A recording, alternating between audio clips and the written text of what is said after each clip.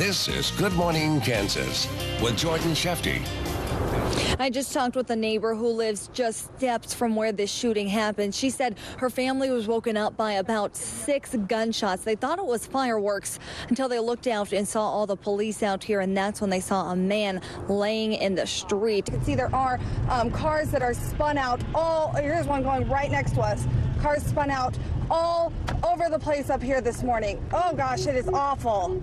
You say it's making national headlines. You're not lying. I've been on the phone with ABC stations in Kansas City. Even ABC from New York has contacted me for information about what is going on out here this morning. There are still items everywhere out here, proof of the tragedy that took place at these mobile homes just last night. Take a look at this. This is a towel that was used to wrap around the head of the woman who was grazed by the stray bullet. And if you continue on down this way, you can see this glass shattered. This is where the bullet entered their mobile home. We continue our coverage this morning of the highway shootings in Kansas City. Investigators are trying to track down a possible serial shooter. At least 20 vehicles have been shot at since March 8th. KAKE's David Marcus says the FBI is now getting involved. You're looking at 188 pounds of marijuana, an unbelievable sight, but what hits you first is the smell. Each of these bricks is wrapped in a dryer sheet. It kind of smells like we're standing in the middle of a laundromat. Shocker fans that are going to be heading to St. Louis to cheer on the team.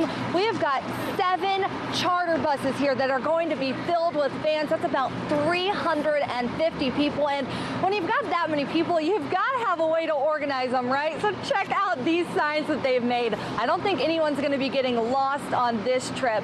Grab your coffee, sit back and relax. We'll get you caught up on everything that happened overnight. But first, we know you want to know about your weather so you can plan your day. Looks like a pretty good one today. Yeah, it really does look pretty nice. This morning, some folks probably want the jacket. Okay. But this afternoon, you can ditch it. We are at 55th and Mays at one of the homes that did receive extensive damage from that tornado that came through last night. Now, I am joined now by ABC News' Ginger Z. Now, Ginger, you've been out here in the thick of it. Tell me what you've been seeing as you drive around. Right, and we were storm chasing yesterday. I targeted Ponca City first, and then I saw this storm blew up, and I had to get to it. It's coming down again. Right now, it's just a light, very pretty snow. We are on the scene this morning of a rollover accident on Kellogg. I'll give you a look here. It's right over the overpass. Long line of cars and a lot of people that are showing up here to partake in the protest. You can see here behind me, they're lining up here at the entrance to the plant, stopping cars as they try to enter, just trying to get their point across. Those pictures you shared were beautiful. Yeah, there's more on Facebook. Go check them out. Those were on your Facebook page, our KAKE Facebook page. We reached over 100,000 likes. So we really thank you all. We appreciate it, and we thank you for trusting us as your news source. It's cool to see that big number on there. It is. It's incredible. Take a look at this pickup. It has 1, 2, 3 windows smashed out. Glass covers the seats inside. It's one of several cars broken into at one apartment complex overnight. You're watching Cakeland. This is KAKE News. It's a historic weekend in the Catholic Church. 2 popes set to become saints at the same time. And we're tracking the possibility of severe weather in Cakeland, what you need to know to plan your day. And a Park City standoff evacuates neighbors for hours. Good morning, everyone. It is Saturday, April 26th. I'm Jordan Shefty. And I'm Frank Waugh, in for Tanner this morning. Yes, thank you for waking up with us bright and early on this Saturday morning. Dark and early. That's more like it. We've been talking about the possibility of severe weather on this day all throughout the week.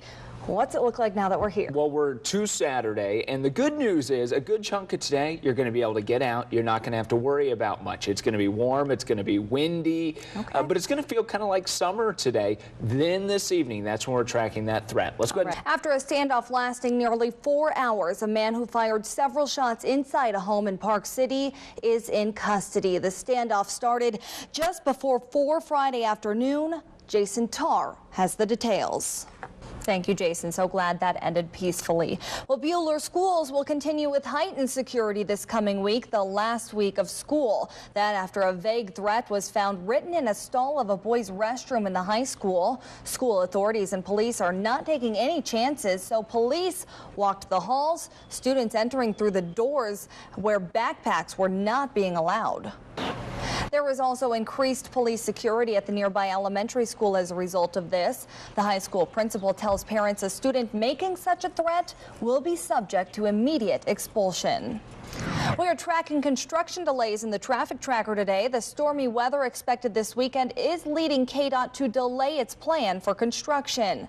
The closure between Central and Zoo Boulevard and I-235 will now be delayed until next weekend. Construction crews don't want the work to slide into the Monday morning rush hours, so it will be rescheduled for May 2nd and be closed until the 4th. Also delayed construction on Interstate I-135 in Newton. A semi hit a bridge there earlier this month. That bridge now needs repairs. The storms pose a concern for crews there too, so southbound lanes will be closed next weekend. During the I-135 construction, oversized loads will not be able to navigate the detour and will have to find an alternative route. Well, it will be a big day at the Vatican tomorrow when two popes become saints at the same time. The historical event already drawing crowds. And coming up later this half hour, I will sit down with a local Catholic priest to talk about what the canonization means to Wichita.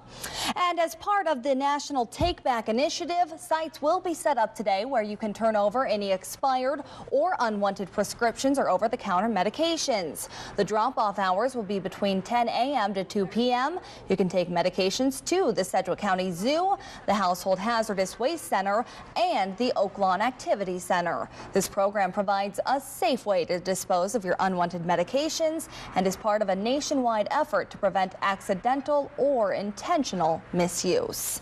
Your time now is 8:06. The Royals face both the Orioles and Mother Nature in Baltimore. Were they able to come away with a win? KG's Shane Ewing will update us later in sports.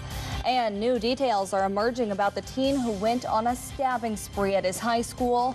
What investigators have found that makes them believe this incident was planned. Next. Thank you, Frank. Today is the anniversary of the Andover tornado. 23 years ago, 17 people were killed when that storm came through. And with the possibility of tornadoes today, it's time to start thinking about severe weather safety. KG's David Marcus talks about 5 crucial mistakes people make. The Shockers' success putting Wichita in the nation's spotlight, providing some free advertising for the city. And on an off day, Kansas fans explore, finding out St. Louis has more to offer than just a great basketball environment. And Wichita State and KU will both play today, looking to advance to the next round of the NCAA tournament. And those are our top stories for today. It's Sunday, March 23rd. I'm Jordan Shafty. And I'm Blake Smith. Welcome to Good Morning Kansas. It's a big basketball day. It is. That's all anyone's talking about. Yeah. Shockers, KU, they're going strong. And hopefully we'll have 2 Kansas teams advancing to the next round. Yeah, it's going to be tough competition, though. Wichita State going up against Kentucky, a really good team, but Wichita State is awesome. I know. So. It'll be exciting to watch. And then KU against Stanford, so another great game, but we'll pull them off. We'll pull them off. Yeah. That's right. We can do it. And not quite as exciting, the weather. It's a little chilly out there. The weather is always exciting. I don't know what you're talking about, Jordan. Yeah. But it's going to be a great day to stay inside because it's going to be pretty cold out there later on this afternoon. Okay, that's what we like to hear. And here's something you don't want to see over. We start with local breaking news this morning. A 21-year-old is in critical condition following an early morning rollover accident. It happened on K15 near 31st Street South just after 6. The man was partially ejected from the vehicle. Police are working to determine whether alcohol played a role in the crash. K15 is currently blocked off north of 31st Street South, so keep that in mind as you're heading out this morning. And on a lighter note now, the Wichita State Shockers and Kansas Jayhawks preparing for the next step on the road to a championship. Both teams just hours away from taking on their next opponents. KG's Shane Ewing has a preview of the WSU game. We are enjoying it, and today is back to business on the basketball court. But yesterday was an off day for Kansas teams and fans. In the road to the championship, KG's Annette Lawless caught up with fans as they explored St. Louis. That's what we like to hear. Shocker Nation travels strong. Well, Wichita may have an unpaid group of people to thank for some additional marketing. This week, the City Council approved a hotel tax increase to get more marketing dollars to promote Wichita. But KG's Lily Wu found some people who think the Shockers' success on the court is doing more for marketing the city. And stay with Cake News for continuing coverage of the Shockers and KU on the road to the championship. Go to cake.com and click on the sports tab for our online road to the championship coverage. And just ahead on Good Morning Kansas, graffiti isn't all that uncommon, unfortunately, but an offensive message on a South Wichita building has some speaking out. And a crime trend is emerging in Wichita at local car washes. Find out why owners are on alert next in our Crime Tracker. Each year, we cover hundreds of accidents, but rarely do we see the aftermath. What happens after the flashing lights leave, after the broken pieces are cleaned up? Well, Cake's Jordan Shefty was invited into the home of a family who's experienced the highs and lows of recovering after an accident and brings us this inspirational story of support and the fight to succeed. That's where the accident happened, in the middle of the intersection.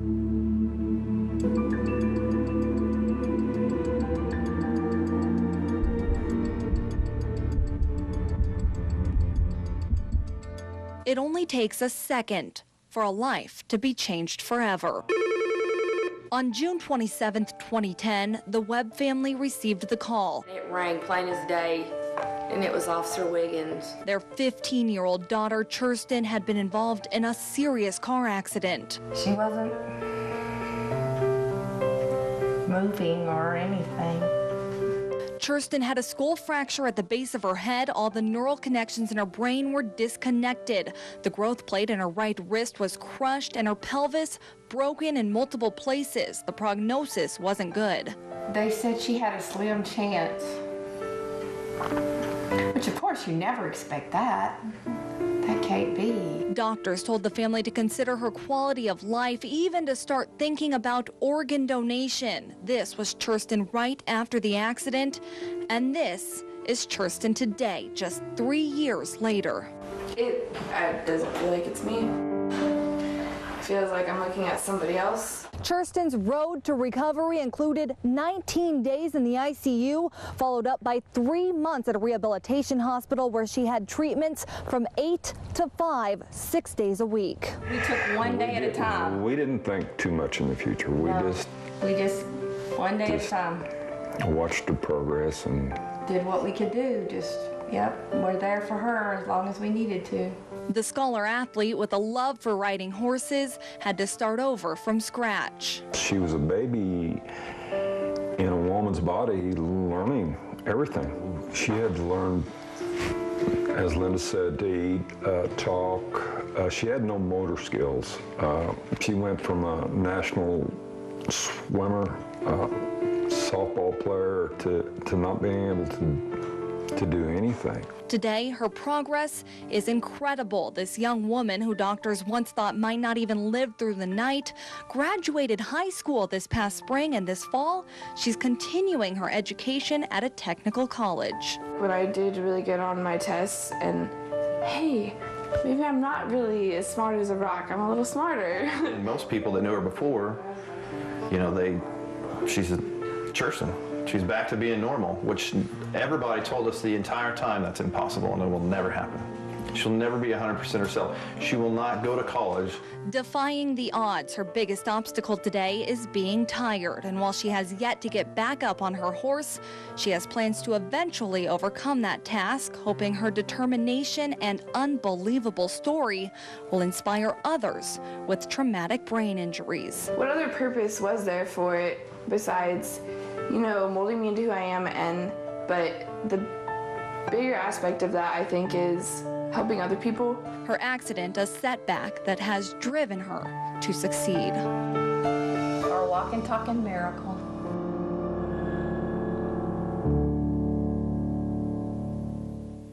She continues our team coverage with their exclusive reaction. It was a terrifying experience for those who were inside this burning home this morning. I know that because I talked with the survivors. Now, obviously, they're emotional and upset today, but they do want to tell everyone about their loved ones they lost. After being released from the hospital for smoke inhalation, Mary Jo Nichols shows me her bandages she has from IVs. She's one of the survivors after her house filled with smoke and fumes Tuesday morning. I opened up my bedroom door and I saw nothing but flames, and I started screaming for my mom. It was that scream that alerted her mother and father, who were sleeping on the other side of the house. But despite the warning, others were not able to get out in time. I turned to go in the living room to get out, and it was just engulfed. So I had to go out a bedroom window, and then we had to go to the front of the house to get my babies. We couldn't get in. My dad tried to break open the windows and tried hollering for their names, but we didn't get any answers. Mary Jo's sister, Amanda Nichols, and her son, Isaac, died in the fire along with Amanda's friend and his 2-year-old son. Amanda was 21 years old. Isaac would have been 2 in February. The best sister I could ever ask for. I bonded with her the best, and her son's the most beautiful thing ever. Loved him with all my heart. The family says Amanda was just starting to get her life turned around. She had plans to move into a place of her own for the first time. Little Isaac was just beginning to talk. That little boy, oh my God, the words he's been learning lately. Papa, fishies, every day, Mama. Today, through tears and embraces, friends and family supporting each other through this tragedy. I love him so much, and I'd trade anything in the world to take one of their places. A family friend does have plans to set up a fund to help the family recover, but today they're all just trying to come to terms with what happened. Reporting in East Wichita, Jordan Shefty, Cake News. Yeah, Jamel, this is a pretty unbelievable story this morning. This plane coming from New York heading to McConnell Air Force Base somehow landed up here at Jabera. Sounds like the pilots thought they were at Beechcraft. It sounds like there might have been some confusion up in the cockpit, but again, it has placed this giant Boeing 747 Dream Lifter plane right here on the Jabera runway. It's right behind me now. You can see it. It started out this morning facing the opposite direction. They have since brought a tow in, took it down the runway, got it flipped around with some pretty impressive maneuvering. Now have brought it back down the runway in the opposite direction. Now we are waiting to see where they're going to go from here, because this runway out here at Jabera, it's only 6,100 feet long. Boeing data indicates that a Dream Lifter plane like this one requires a bit more runway than that. Now, the other question we have is this plane loaded with cargo. That will obviously make another difference in the takeoff potential here at the airport. We're waiting to hear back from any contacts that we have. We've been making calls all throughout the morning, trying to get through, trying to get some more information on what is happening out here this morning, what led to this, and any new information. Of course, when we get anything new, we will bring it to you. Reporting live from Jabera Airport, Jordan Shefty, Cake News. An early morning police chase ended right here at Maple and Mount Carmel. Police have been investigating the area throughout the morning. Those evidence markers indicate the spot where an officer-involved shooting turned deadly. He flagged me down. I asked him who it was. Took off on me. Scanner traffic shines insight on what started this whole ordeal. Police become involved in a chase with a suspect. No traffic. Going about 75. It's a 40-mile-an-hour zone. He's got a surefire flashlight, and he's trying to strobe it to obstruct my vision. The suspect vehicle, this red Monte Carlo, came to a stop at Maple and Mount Carmel. A confrontation followed, and that's when the situation turned deadly. Shot fired. 10-4, shot fired. Out of nowhere at 2:30 in the morning, I heard like about 5 or 6 gunshots. And I look outside my window, and all I see is cops running. I didn't want there to be more firing. I was afraid to look out even and see what was going on. Just steps away from where the shooting happened, Tammy Thomas says her family heard the whole thing. We woke up and to gunfire, and I thought, God, it sounded like maybe fireworks. And then my husband goes, no, that's bullets. So we looked out our top bedroom window and just seen cops everywhere. Police spent the morning investigating, using flashlights to see in the dark. Several evidence markers cover the street.